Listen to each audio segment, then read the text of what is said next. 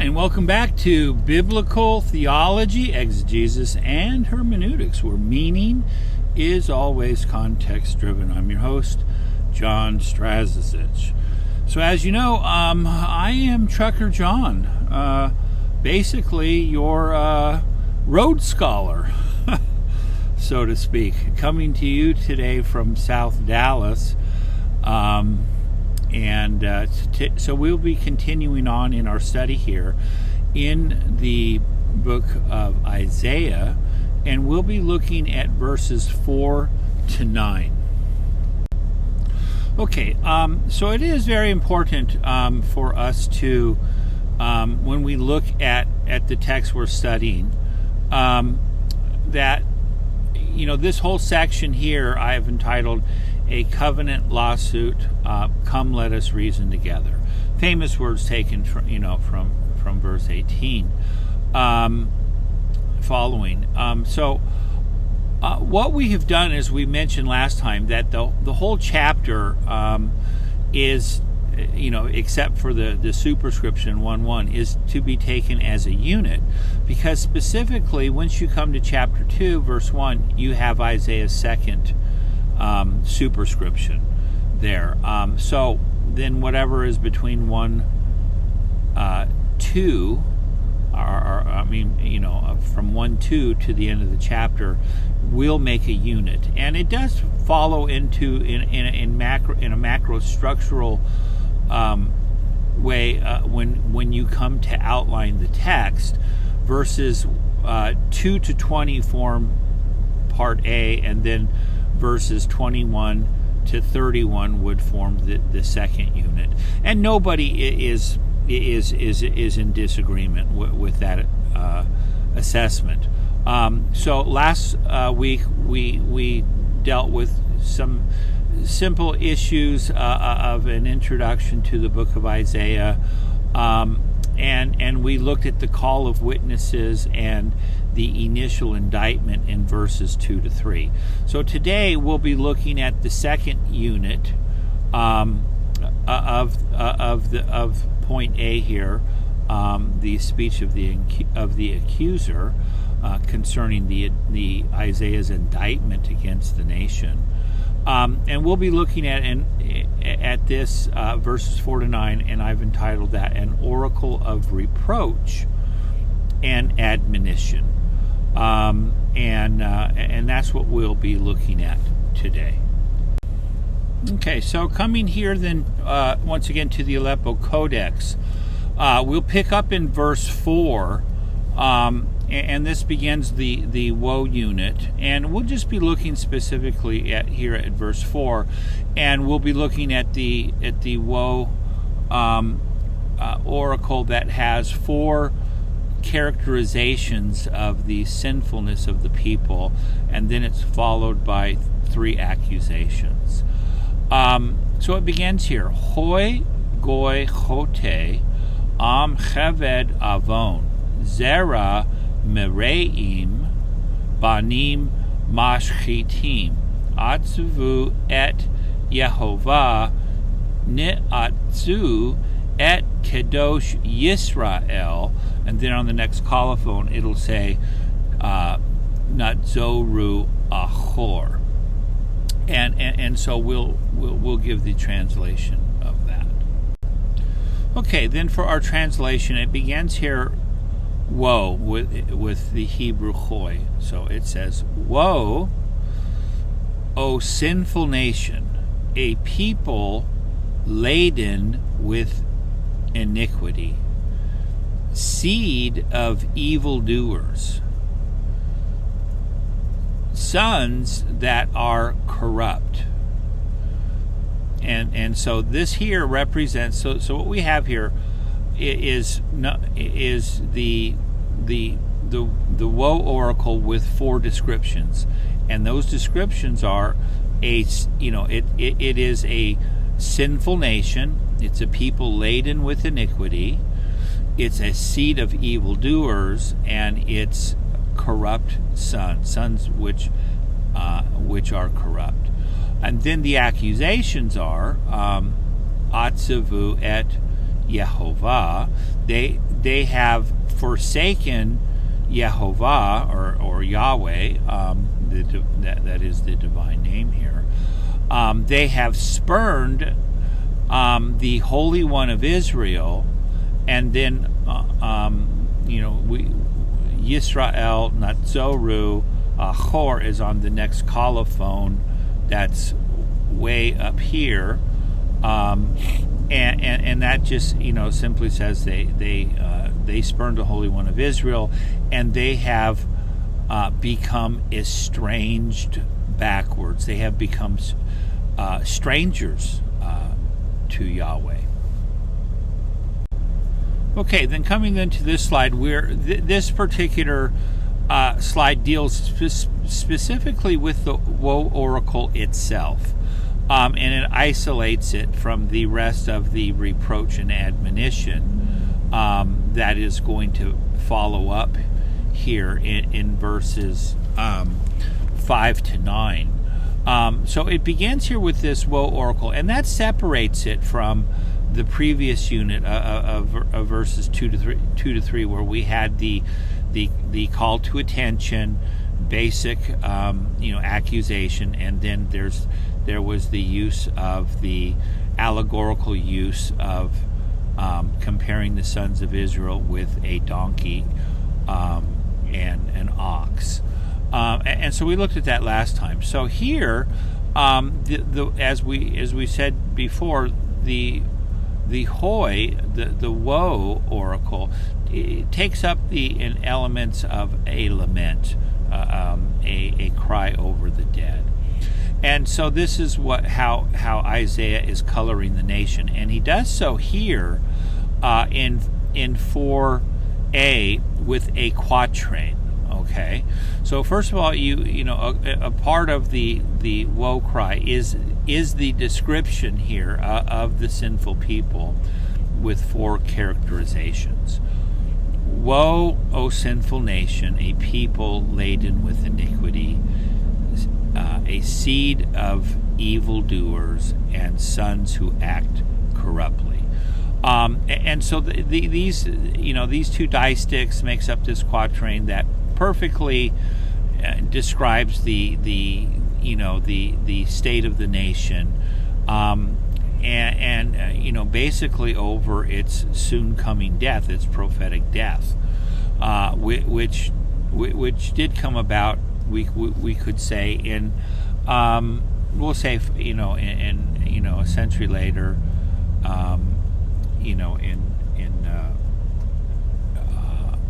in 587, 589, about that time. That is when the Babylonians had taken Judah captive and carried them away to Babylon, and so this particular chapter, or this unit that we're looking at here in verses 4 to 9, definitely deals with Isaiah's diagnosis of the nation after the invasion of Sennacherib. That would be the best way to look at it, and we would know that, I believe, when you get down to verse 8, when you see that Jerusalem is like a hut in a vineyard, and like a lean-to in a cucumber field. It's a besieged city. Well, then that perfectly describes the Sennacherib's invasion, where Israel, where Judah here was as it was characterized in the Taylor Prism, that Sennacherib said that he had caged up Hezekiah like a bird in a cage, and that was a very truthful statement that he had made, and we covered that last time, that during our introduction. But looking here, let's look at this tri-stick. It ends in a tri-stick of 3 accusations. It says here that they have forsaken Yehovah, they have spurned the Holy One of Israel, and they have become estranged backwards. That just means they have become strangers to Yahweh. They have, Israel, Judah has moved so far away from, in their apostasy from God, that now God, is like a stranger. And so, verse 4 in and of itself is just, this here is just, it makes beautiful poetry, but it's highly critical of the nation's, condition here. And well did he say, woe here, hoy, over the nation which was, about to die. Okay, so then moving on from the Woe Oracle, we notice that once we come here to verse 5, al me tuku od tosifu Sarah, we have these initial rhetorical questions. Shall you yet be, beaten? Shall you continue in apostasy? So these are the questions. So these are these rhetorical questions, and so this is specifically then it's going to, this needs to become a new point, because now we have moved from the Woe Oracle with its 4 descriptions of the nations and its 3 specific accusations. Now the prophet comes to rhetorical questions, and so in 5a here, because you can see here at the Otnok, which divides verse 5, the first distich is just simply basically asking the question, do you like pain? Okay, so just remember, this is all referring to 701 BC, when Sennacherib, had invaded the nation and destroyed 46 of Israel's best cities, and we'll see how this fleshes out here.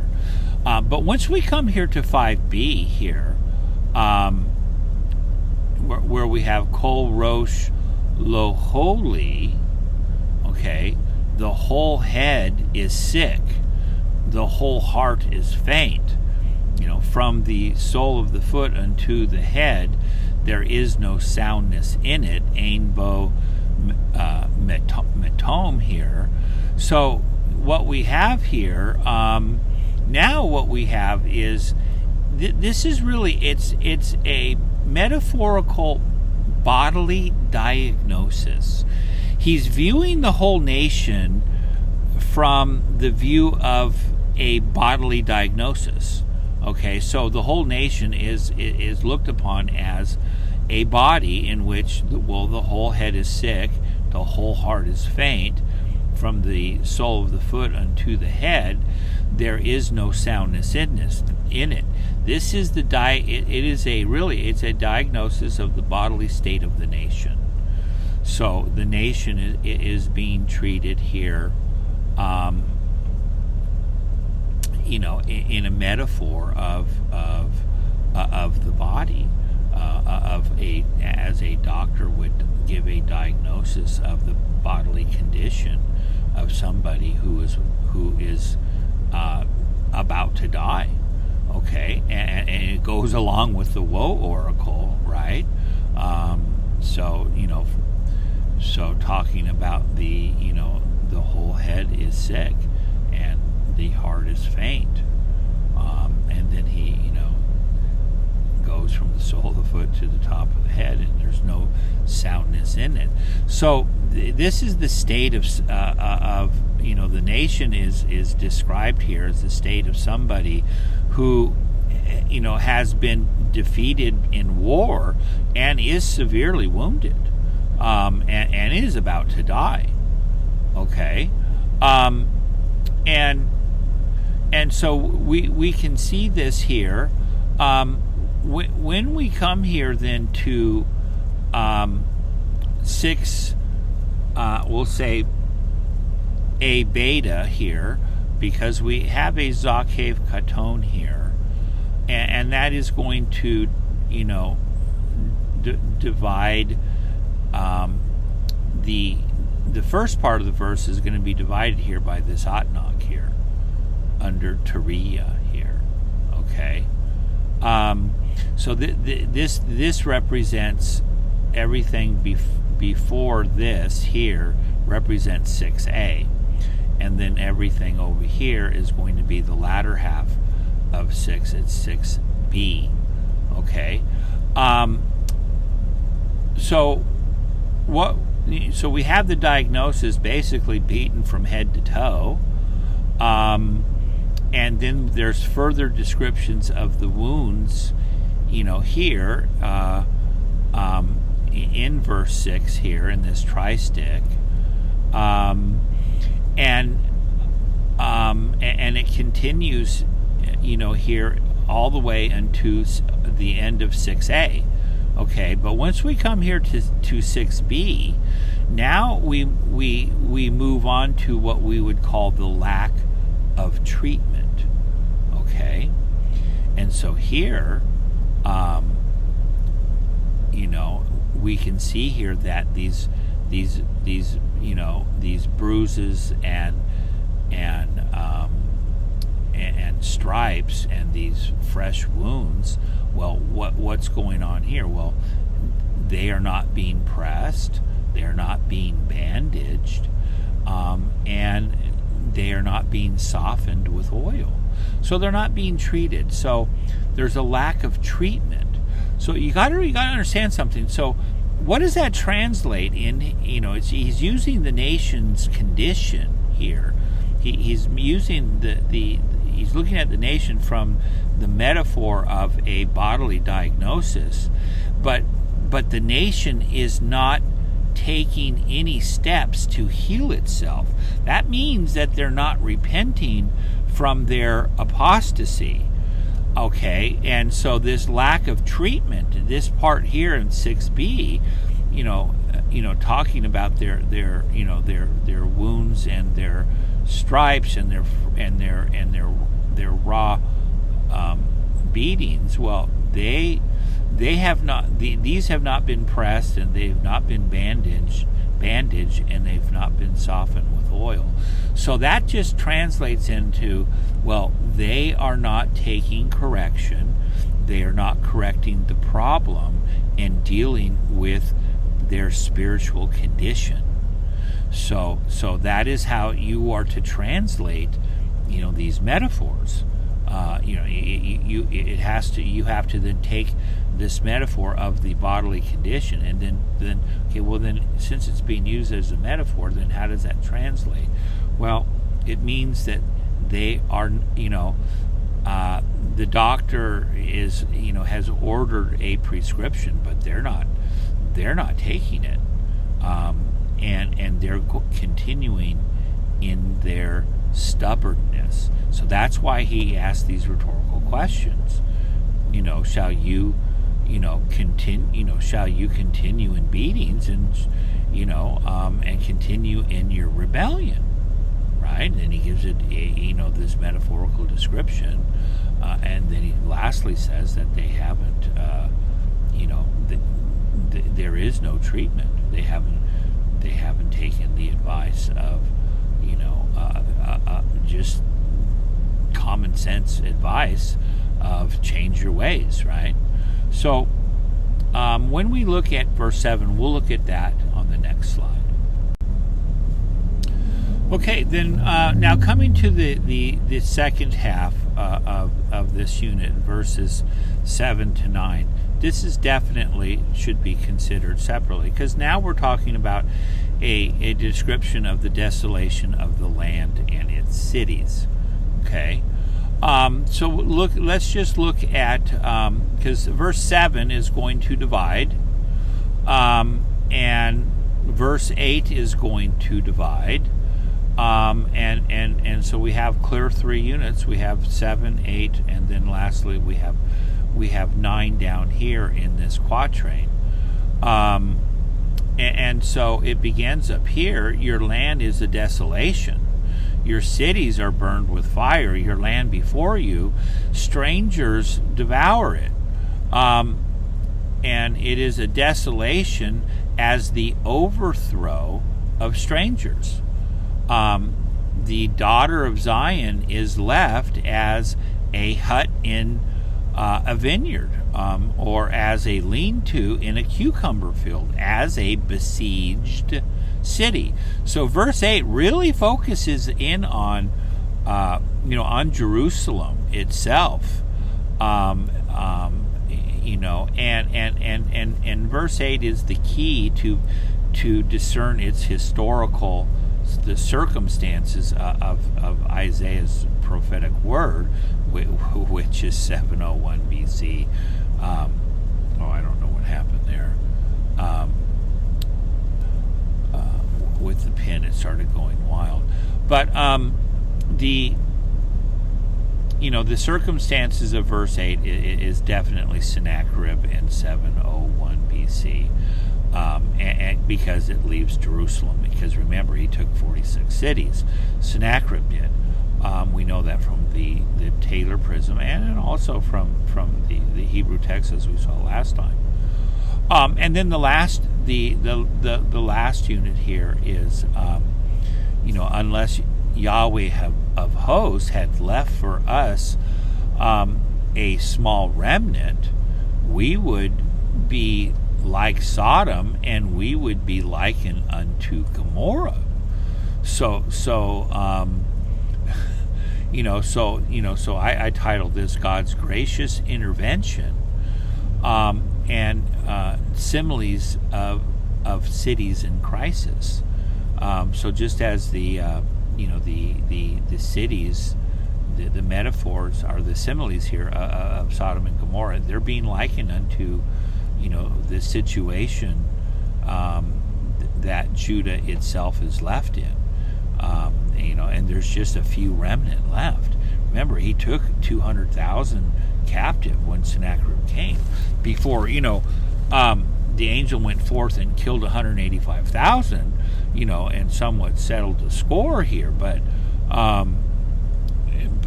it was more. It was, at what cost? It was a bloody battle. And Isaiah is letting you now. You can see why. You may think that I'm all down on the angel going out and killing 185,000 in the great victory, but you got to understand that there's judgment and salvation that occurs at the same time. He first judged Judah and allowed the Assyrians to come and wreak havoc.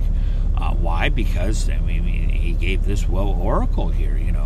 Woe, sinful nation laden, a people laden with iniquity, seed of evildoers, corrupt children.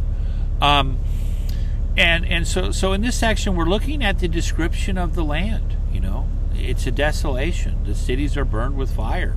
This is what happens when a foreign nation comes and invades your country. The land before you, strangers devour it. Okay, and it's a desolation as the overthrow of strangers.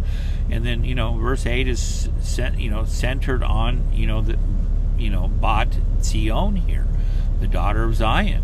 Okay, it gives in these two distichs here, he gives a description here of what Jerusalem is left like. It's like a hut in a vineyard, as basically a lean-to in a cucumber field, and it's a besieged city. As a besieged city, so it's using these the use of similes here, and to describe the daughter of Zion. And then lastly, it's likening the nation unto, they were almost, totally destroyed as Sodom and Gomorrah were. So this is why he starts off with a a woe, this woe oracle here. It's very, very serious, and the nation is on the verge of death.